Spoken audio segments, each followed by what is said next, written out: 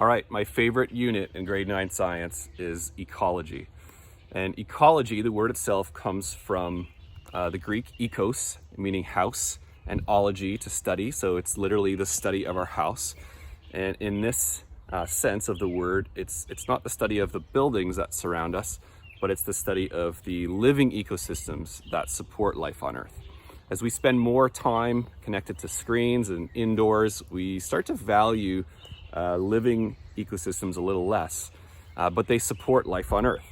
Inside this forest, you'll notice that it's cooler, it's more moist, there's way more wildlife, and if you spend time inside a natural forest, scientists have documented that your heart rate slows, your blood pressure lowers, your anxiety decreases, and in some countries you can actually get a prescription for just spending time outdoors in a natural space. It's good for you.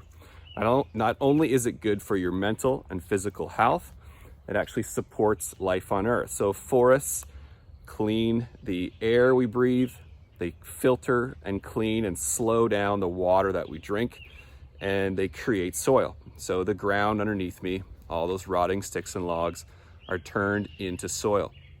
If we clear this forest out, that soil very quickly washes down into the bottom of our lakes. In 2021, 4 students made a proposal to the township of West Lincoln to plant about 1,000 trees on this 2-acre parcel of land just north of Golden Acres Park. In 2022, the planting took place, so the project was approved, and a company called Land Care Niagara and Sassafras Farms, they put about 1,000 trees, 7 different species, in 20 rows here, just north of Golden Acres Park. So this has become part of my outdoor classroom for ecology. It's a long journey. It's a 100-year plan at least to restore a native forest, but we're well on our way. So I'm going to show you 7 different species that you should be able to identify, and we're going to be looking for 2 or 3 invasive species that we should try to remove. Here we go. Species number 1, this is a poplar. Poplars grow really fast. So this is a 30 or 40 year lifespan on this guy, but they grow fast. So 3 or 4 feet a year. This is year 2. And this guy is already over 2 meters tall. So the idea here is they're providing shade for the slower growing oaks and maple. And they actually mark the rows really nicely. So you can see the poplars standing out above the rows, so we're not accidentally mowing over the other ones. Species number 2 is hackberry. Hackberry is really struggling in this field. They're still very small. You can see they're alternating leaves along the stem, pointed, slightly serrated, edge of the leaf. When they're mature, they produce really nice berries for wildlife and habitat for insects as well. You can see there's an insect nest actually on this one right down there. Hackberry. Species number 3 is white pine. So here's a white pine. White pine is long needles, and they're in bundles of 5. And you can remember this is white pine, 5 letters in the word white, and 5 needles in a bundle. Species number 4 is bur oak. So bur oak gets its name from the acorns, which look like a fuzzy little burr, like a burdock that might stick to you. They've got round lobed leaves. They look a bit like a white oak, but this is a bur oak. Slow growing, but a lifespan of 200 or even 300 years in the right kind of forest. Deer and mice love to eat them, so we've got them protected by these white plastic things. They won't do much for the first 5 years. They're working on the root, so huge tap root, so they can resist drought and get ready for their several century lifespan. Species number 5 is red oak. So here's another oak, another slower growing species, needing the shade of the poplars. You have to guard it from mice and deer who love to eat it. And this one's doing really well. This is almost 3 feet tall already. The leaves of a red oak are deeply lobed, and you've got pointy edges, so a little different from the bur and the white oak. Those really deep grooves there. There we go. Species number 6 is a silver maple. So here's a silver maple. This is a softer, faster growing maple in the maple family. It gets its name from the silvery underside. So not quite silver, but it's definitely like a bright color. There's sort of silver. Species number 7 is the white spruce. Here's a white spruce. This guy's doing pretty well, but a lot of them struggled in this field. Drought took them out in the first year. So this is a survivor, and they've got short needles, much shorter than the white pine.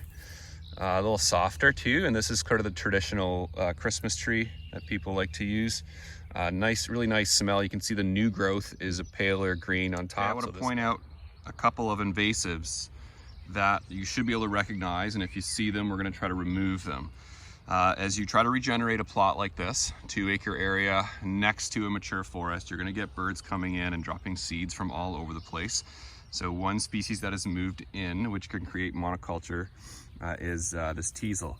Okay, common teasel looks like this the first year of its life. It's got little spiky veins on the underside, and looks kind of like a type of lettuce the first year. So it sits flat on the ground year 1, but it's a biannual, which means the second year it has slightly different life form. It produces one of these stalks the second year, and it can grow 3 or 4 feet tall. It produces purple flowers. This one's dried from last year, but little purple flowers, which bees don't mind eating. But the problem is in that seed head, there's a few thousand seeds, and the next year, this whole area becomes blanketed in teasel. So teasel was brought over from Europe, apparently to help with processing of wool. Now it doesn't have a use, and it displaces our native species. So we've got goldenrod in here, which is a great wildlife feeder. Teasel is not eaten by a lot of things, and what will happen is it creates this blanket of monoculture, takes over this whole area in a few years, and pushes out natives. So that's common teasel. You should be able to recognize it and remove it. It's not hard to dig out, and if you see 1 or 2 plants, get rid of it right away before it takes over. Second one is thistle. So there's a few different types of thistle. I think this is Canada thistle in here. Again, this thing can start with 1 plant year 1, year 2, it'll be about 1,000 plants, and before you know it, it's created a monoculture. So we've got Virginia creeper in here, which is a nice wildlife feeder, and we've got goldenrod.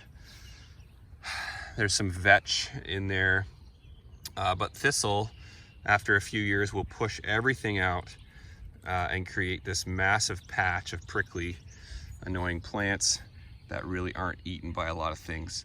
All right, one more invasive that you should be able to recognize is garlic mustard.